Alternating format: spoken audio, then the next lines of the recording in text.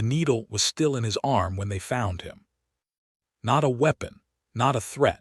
A thin medical catheter taped to the inside of his elbow with the particular care of someone who had done it many times before in the dark, alone, without assistance. The Verlian scout who discovered the human had no reference for what it meant. She cataloged it the way her training demanded. Unknown object, biological interface, purpose unclear. She filed the image. She moved on. She would think about that needle for the rest of her life. The formal declaration arrived at 400 hours, Galactic Standard, transmitted simultaneously to every human communication array within 11 light-years.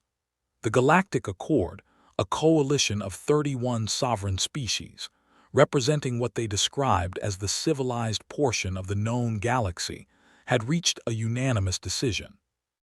Humanity's continued expansion beyond the boundary markers established by the Tessarine Accords of 2.7 millennia prior constituted an act of territorial aggression. The response would be proportional. The response would be immediate. The response would, the Accord assured itself, be brief. They were not wrong about proportional. They were catastrophically wrong about brief. Supreme Executor Vraithsal of the Verlian Dominion read the initial engagement projections with the particular satisfaction of someone who has already written the ending of a story before reading its middle chapters. Humanity, as a spacefaring civilization, was approximately 400 years old. The youngest member of the Galactic Accord was 900. The oldest, the Tessarine themselves, had been navigating stellar distances before the first anatomically modern human had looked up at a night sky and wondered. The mathematics were clean. The models were reliable. The confidence interval on total human capitulation was listed at 94.7% within 18 Galactic Standard months. Someone had written that number. Someone had signed their name to it. That number would eventually become the most studied document in the history of the Accord's Intelligence Bureau, not for its conclusions, but for everything it had failed to account for. Executor, his adjutant, a young Verlian named Sereth Vin, entered without the usual request and acknowledgement protocol. That alone told Vraithsal something was wrong. We have an anomaly in the first contact intercepts. The humans received the declaration. Expected. They responded within 4 minutes. Vraithsal looked up. 4 minutes was fast, fast enough that they could not have convened a leadership council, fast enough that whatever they sent back had not been deliberated. What did they say? Sereth Vin set the translation on his desk. Vraithsal read it. Read it again. This is the complete transmission. Word for word. The message contained no legal counterargument, no request for negotiation, no expression of fear, which the Accord's psychological models had rated as near certain. It contained 4 sentences. The last of them was a human idiom that the translation software had flagged as culturally untranslatable, with a footnote explaining it was a phrase used historically by humans facing overwhelming odds, something to do with the weather, and the fact that they would not be the ones concerned about it. Vraithsal set down the document. That was the first mystery. Not that the humans had responded with defiance. Defiance was a known variable, a predictable stage in the capitulation model. The mystery was what had not been in the message. No fear, no bargaining, no acknowledgement of the power differential that should have been, mathematically, impossible to ignore. Either the humans did not understand what they were facing, or they understood something the Accord did not. The second mystery surfaced 6 days later, and it came wearing the shape of a supply manifest. Commander Idris Vale, that was the name attached to the human military unit that Verlian forward scouts had been tracking across the Crescent Belt, had requisitioned something that made no tactical sense. Not weapons, not reinforced shielding, not fuel converters or jump drive components. Medical equipment. Specifically, approximately 47 days' worth of advanced trauma surgical supplies, enough blood-clotting accelerant to treat roughly 300 critical injuries. And here the manifest grew strange, a category of pharmaceutical the Translation Bureau initially had no reference for. It took 2 days to identify. The humans called it, in their own language, something like the thing that makes pain into a distant sound. The closest Verlian equivalent was a compound used in their own military field hospitals, but they used it sparingly because it had cognitive side effects: impaired judgment, reduced tactical decision-making speed. Humans, apparently, used it routinely. The Accord's military analysts flagged this as evidence of a significant vulnerability. Humans needed that much pain management because they broke easily. Their bodies were fragile. It confirmed a hypothesis several senior analysts had already been quietly working from. They filed it under biological limitation exploitable. They moved on. They were wrong in a way that would take them months to understand. Idris Vale had been a surgeon before the war. This was not a metaphor. He had spent 11 years in a trauma bay on a station orbiting Europa, where the work was constant and the margin for error was technically zero, and in practice slightly worse than that. He had a particular habit, developed somewhere in year 3, of narrating his own actions in a low murmur while he worked, not for the benefit of anyone listening, but because the sound of a calm voice helped him stay inside the task when everything around him was the opposite of calm. He did this now, in the gutted cargo bay of what had once been a civilian transport vessel, and was now functioning as the field headquarters for the 7th Crescent Defense Group, as he fitted the catheter into the inside of his own elbow. Continuous saline, lidocaine diluted to 12%, and something that's going to make the next 18 hours significantly more manageable, he murmured. And before you ask. I wasn't going to ask, said Lieutenant Yara Moss from the doorway. She was leaning against the frame with her arms crossed, watching him with the particular expression she reserved for moments when she disagreed with him, but had decided not to say so directly. You were thinking it. I was thinking that the Accord's forward line is 6 hours out, and our jump relay is still offline, and you're sitting there doing surgery on yourself. Minor distinction, I'm doing anesthesia on myself. Surgery would require a second set of hands. He pressed the tape down carefully. The relay will be online in 3 hours. Chen's team is on it. Chen's team is 4 people with 2 functioning cutting torches. That's enough, he looked up at her. How many in the Eastern Quadrant?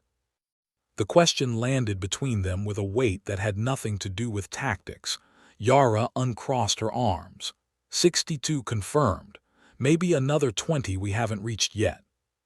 62 wounded, 20 missing. The unit had started with 214. Idris nodded once, the way he had learned to receive numbers that should have broken something in him and didn't, not because he was numb, but because the part of him that would need to break later had agreed to wait. Tell Chen I need that relay. What are you going to do with it when you have it? He picked up a second piece of tape, smoothed it down over the catheter's edge with the same unhurried care he had used for the first. Call home, he said. The relay came online in 2 hours and 40 minutes, which was faster than he had expected from 4 people and 2 torches, and which told him something about the people that the torches already knew. The signal he sent was not a battle report. It was not a tactical update.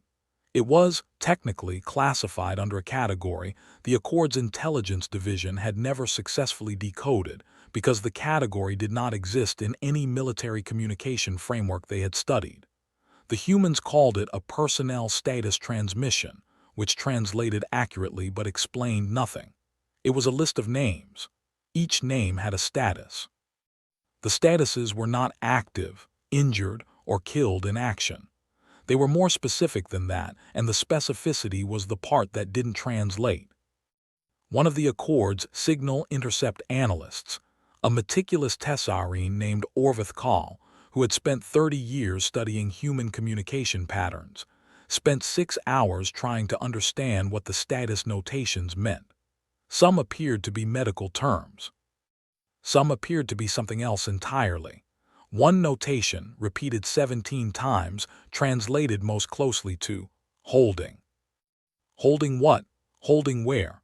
Orvithkal could not determine this. She flagged the transmission and sent it up the chain with a note that read, in her careful Tessarine syntax, "This is not a military document. I do not know what it is." The chain did not know what to do with that.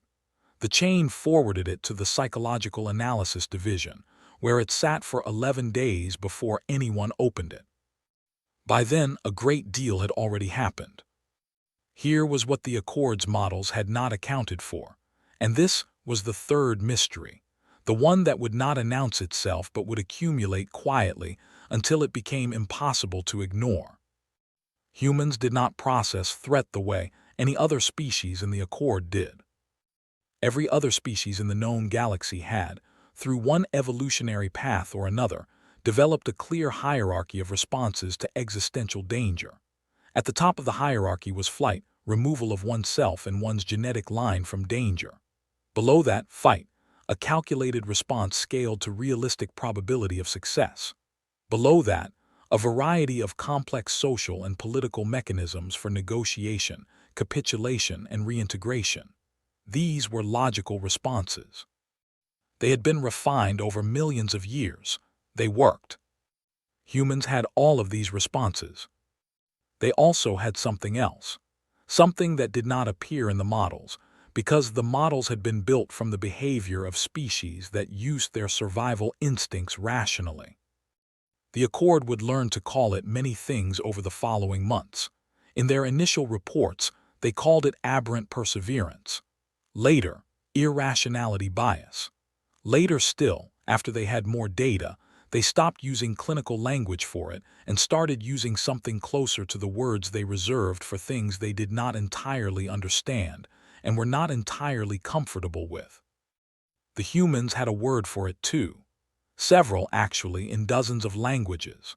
But the one that kept appearing in intercepted communications, in messages between soldiers, in personal logs, in the briefings Idris Vale gave to what remained of the Seventh, was a single, short, ordinary word that meant almost nothing on its surface and everything underneath. Yet, as in not defeated yet, not done yet, not out of options yet, not finished yet. The word that meant, I am still counting. They're not retreating, Sarethvin said. His voice had acquired a quality Vraithsal had not heard from him before, not alarm, exactly, but the precursor to it. The careful flatness of a mind trying to keep up with data that keeps arriving faster than interpretation. The battle for the Crescent Belt's outer markers had been ongoing for 11 days. Accord projections had estimated human resistance at the outer markers would last approximately 72 hours before collapse and withdrawal. That estimate had passed. Then the revised estimate of 96 hours had passed. Then the second revision. They've taken 60% casualties in that sector, Vraithsal said. He was not asking. He had the same data his adjutant did. He was saying it out loud because sometimes, in his experience, the act of saying a number aloud forced it to reveal what remained hidden when it was merely read. Yes, Executor. 60% casualties. That's not a fighting force. That's, by every doctrine we have, by every model, that is the definition of a broken unit. Yes, Executor. And they're not retreating. No, Executor, they're— Sarethvin paused. Vraithsal had never seen him pause for a word before. They're reorganizing, around the wounded. The ones who can still function are forming perimeters around the ones who can't. They're not evacuating the wounded. They're building toward them. Vraithsal was quiet for a moment. That's not a tactical decision. No, sir, it doesn't appear to be. What does it appear to be? Another pause, longer this time. I'm not certain the word exists in our language, Sarethvin said finally, at least not in a military context. The misinterpretation crystallized on day 14. Accord Tactical Command, watching the human unit in the Crescent Belt continue to hold a position that should have been untenable, reached the most logical conclusion available to them. The humans had a tactical advantage they had not yet revealed. A weapon system, perhaps. A hidden reinforcement line. Something that made the position worth holding at such catastrophic cost. The Accord shifted its approach accordingly. They became cautious. They began probing rather than pressing. They allocated additional intelligence resources to the sector, looking for the hidden advantage. They found nothing. Because there was nothing to find. Idris Vale was holding that position because 62 people were in that position and could not yet be moved, and he had decided, in the practical and entirely unstrategic way that surgeons sometimes decide things, that they were not going to be left behind. He had not run a tactical calculation. He had made a choice. The distinction to a military analyst was invisible. To the people inside that perimeter, it was the only thing that was real. On day 17, something happened that would later be designated in Accord records as the first confirmed instance of Category 7 behavioral anomaly. A category they created specifically because no existing category was sufficient. The relay that had been repaired by Chen's team of 4 with 2 torches went down again, destroyed in an artillery exchange. Accord intelligence, monitoring the sector's communications, noted the silence. A broken relay meant the human unit was isolated. An isolated unit with 60% casualties, no resupply, and no communication was, by every doctrine in existence, a unit that would surrender. The Accord commander in the sector, a Verlian named Vethkaras, transmitted a formal offer of surrender terms. It was generous. As these things went, guaranteed medical treatment for wounded, guaranteed transport to a neutral station, guaranteed release upon cessation of hostilities. He received a response in 40 minutes. Not through the relay, which was destroyed. The humans had rerouted through an emergency signal band that the Accord had not known they were using.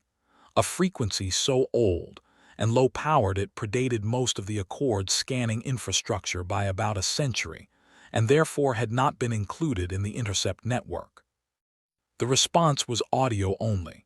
A human voice, calm, slightly hoarse, with a quality in it that the Accord's xenopsychology division, when they later listened to the recording, would spend considerable time trying to name. It was not bravado. It was not anger. It was something quieter than either of those and more durable. "Tell your commander we appreciate the offer," the voice said. "We have 62 people who aren't ready to travel. We'll keep that frequency open if you want to talk." Vethkaras listened to this message 3 times. Then he called Vraithsal. "They turned down the surrender," he said. "I gathered that. They said their wounded aren't ready to travel." A silence. "The wounded are the reason they should surrender."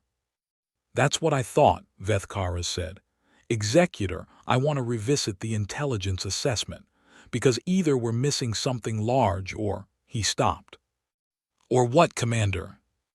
"Or they actually aren't going to stop, not because they think they can win, because they—" His voice had the same quality Sarath Vins had held, the flatness of a mind straining at the edge of its framework. "I don't have a word for it in our language, Executor. I've been trying to find one for 3 days."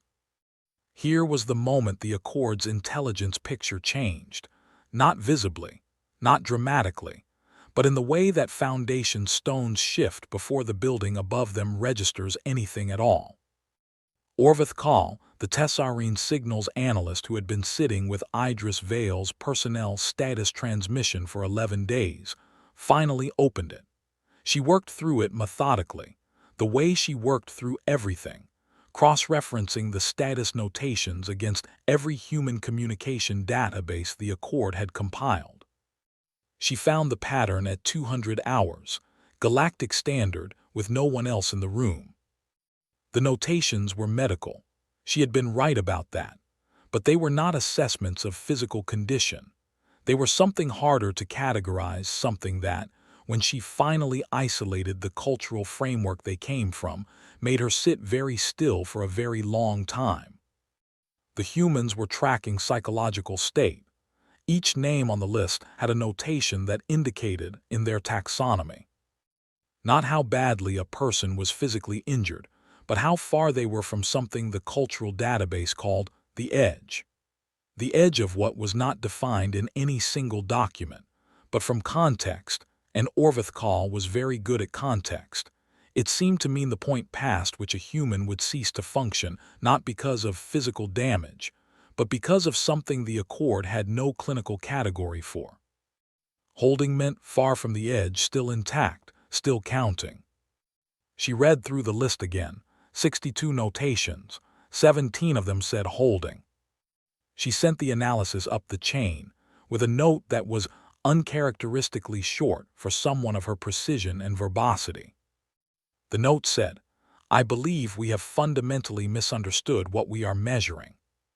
The chain this time opened it within hours. And this was the moment.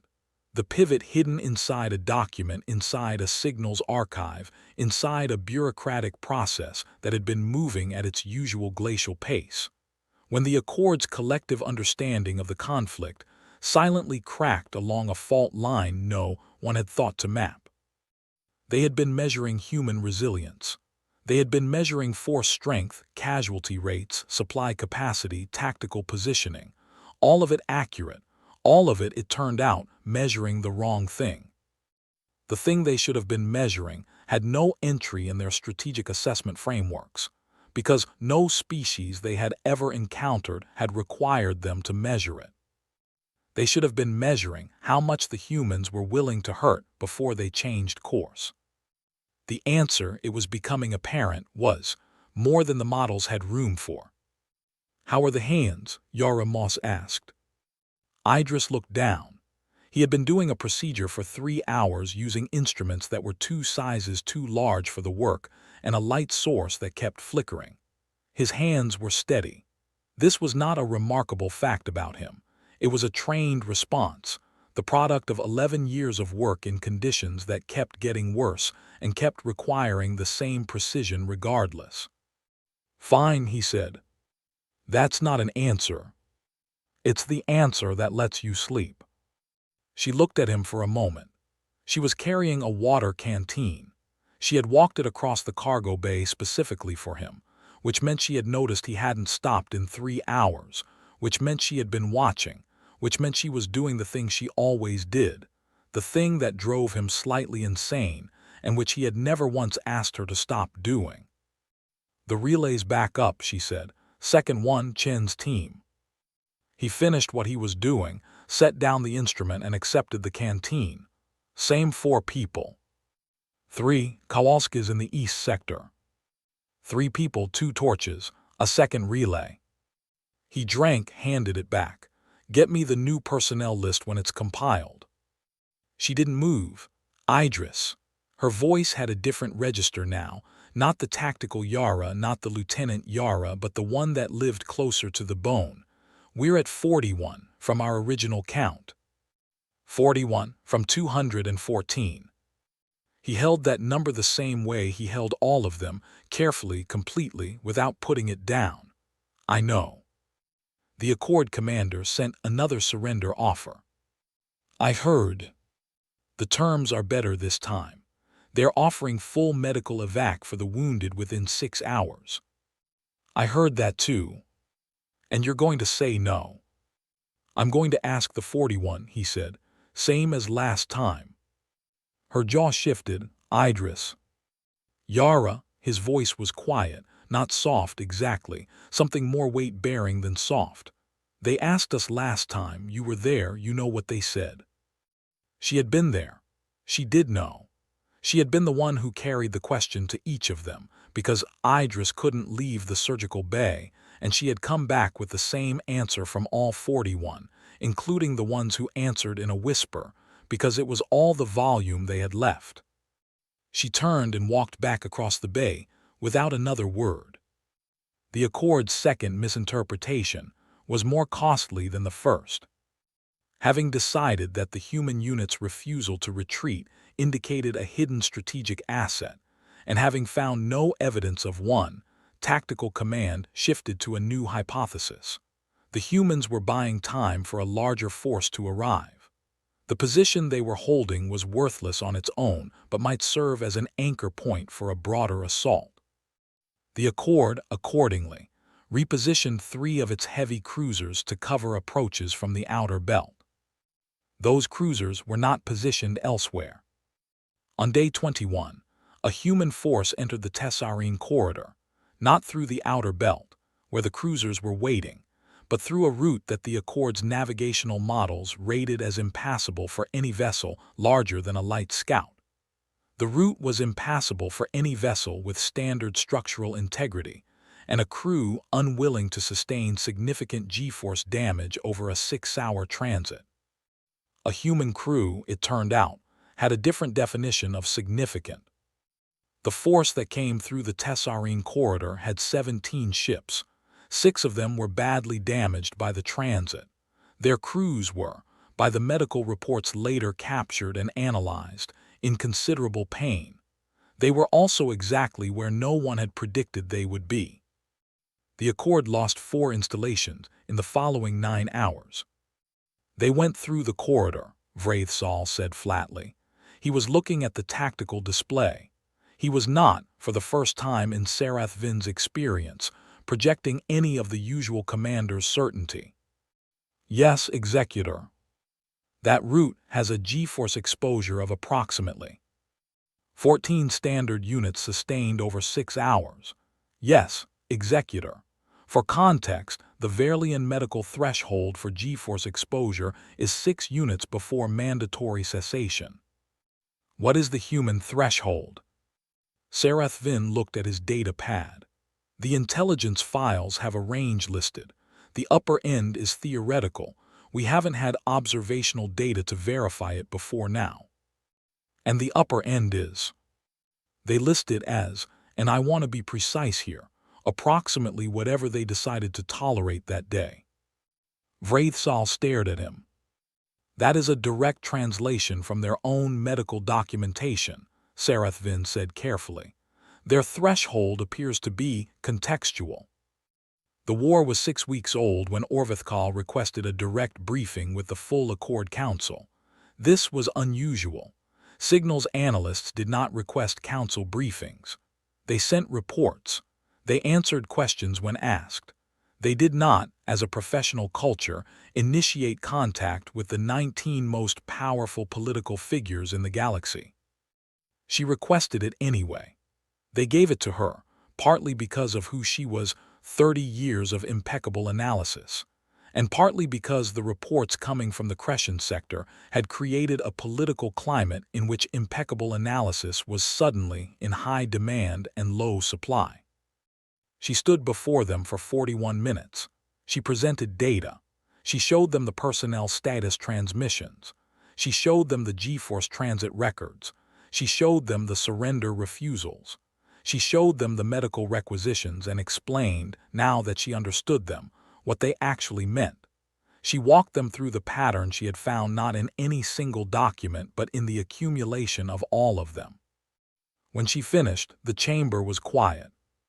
The Tessarine elder, the oldest member of the council, who had been alive for longer than the human species had possessed writing, spoke first. "You are saying," the elder said slowly, "that they already know they are losing." "Yes," Orvithkal said. "They have access to the same battlefield data we do, probably more from their internal position. They are fully aware of the force differential. They have always been aware." "Then why?" "Because," she said, and she had thought about how to translate this for days, had turned the words over and over looking for the version that would cross the gap between species without losing what made it real. Because for them, losing is not the decision point. The decision point is something else entirely. She paused. In our frameworks, when a force calculates that it will lose, it begins the process of capitulation. That is rational. That is correct by every logical model we have. But the human framework contains a variable our models do not have a slot for. Which variable? whether they are willing to accept the loss.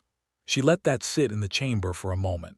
For every other species in this accord, those two things, knowing you will lose and deciding to stop, occur simultaneously. They are the same step. For humans, they are separate steps. And the second one, she shook her head slightly. The second one appears to have no automatic trigger. Day 43. Idris Vale had 19 people left. The cargo bay that had been their headquarters had been moved twice, rebuilt once, and partially opened to vacuum for 11 hours before a seal held. The catheter in his arm had been replaced 4 times. His hands were still steady. He had stopped narrating his own actions aloud 3 days ago, not because the calm voice had stopped being useful, but because it required breath he was rationing. Yara Moss brought him the newest transmission from the Accord, another surrender offer, the 5th. He read it. The terms were extraordinary: full withdrawal from the Crescent Belt, guaranteed neutral status for human-held systems within 8 light-years, medical care, transport, the terms that 6 weeks ago would have been a victory. He set the transmission down. "They're scared," Yara said, "not a question." "They're recalibrating," he said. "There's a difference." "Is there?" He thought about this honestly, the way he thought about everything, without protecting himself from the answer. "No," he said, "not at this point, not anymore." She sat down across from him. The cargo bay was quiet. 19 people, scattered across 3 rooms, some sleeping, some awake, all of them still by the notation Idris used in his lists, holding. "What do we do?" she asked. "What do the 19 say?" She had already asked. She had learned to ask before he could, which was either adaptation or love, and he had stopped trying to decide which. "They say the same thing they always say." He nodded. "Idris?" Her voice was back at that register, the one closer to the bone. "I need you to tell me, not as my commander, not as the unit's surgeon, as the person who has been keeping a list of everyone who was here. I need you to tell me what you think we're doing." He was quiet for a long moment. "We're telling them what we cost," he said finally. "Every day we're here, we're writing a number into their calculations that they didn't have before, and that number changes what comes after us, for everyone who comes after us." He looked at her. "That's not tactics, it's not heroics, it's just arithmetic." She was very still. "The war doesn't end here," he said. "We know that. But what happens after the war, what they're willing to offer, what they're willing to concede, what they understand about us, that starts here. With how long the number keeps going up." She looked at him for a long time. Then she stood, picked up the transmission, and walked to the signal equipment. "What should I tell them?" she asked. "Tell them we need more time." "More time for what?" "More time," he said. "Just more time. Let them figure out what it means." She sent that message. The Accord Council received it at 900 hours, Galactic Standard, and convened an emergency session that lasted for 6 hours. The session was, technically, about military strategy. In practice, it was about something that had no entry in the Council's procedural frameworks: the experience of being studied by something that did not behave like a prey species. The experience of having extended, repeatedly, a hand that should have ended the thing, and having the thing look at the hand and keep moving. Orvith Kahl was present for the first 2 hours of the session. She left when it became clear that what the Council needed was not more analysis, but more time to sit with the specific quality of discomfort that the data created.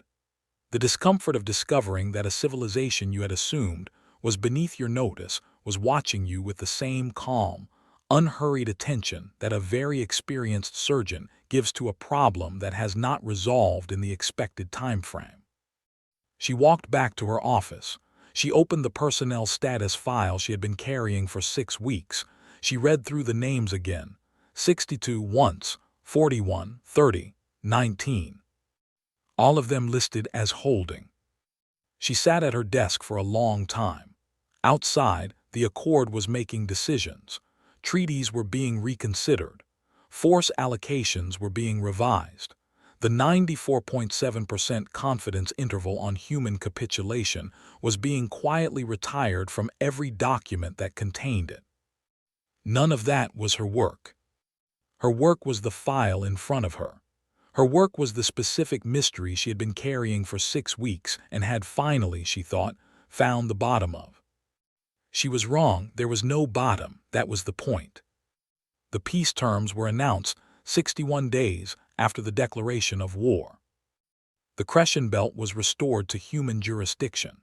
The boundary markers of the Tessarine Accords were renegotiated.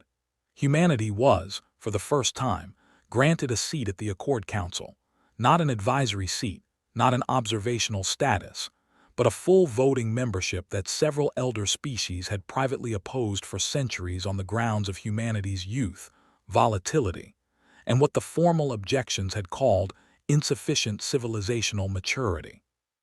Those objections had been filed before the war.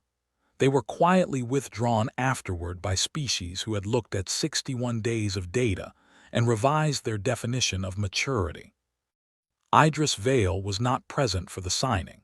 He was in a medical facility on a neutral station, which was where he had been for the previous 12 days, which was where Yara Moss had told him he was going after the 19th day in the cargo bay, using a tone of voice that he had recognized as the one that did not offer negotiation. He was working on his hands when she came in. Not surgery, exercises, small precise movements against resistance, the kind of maintenance work that keeps precision from degrading after long periods of sustained stress.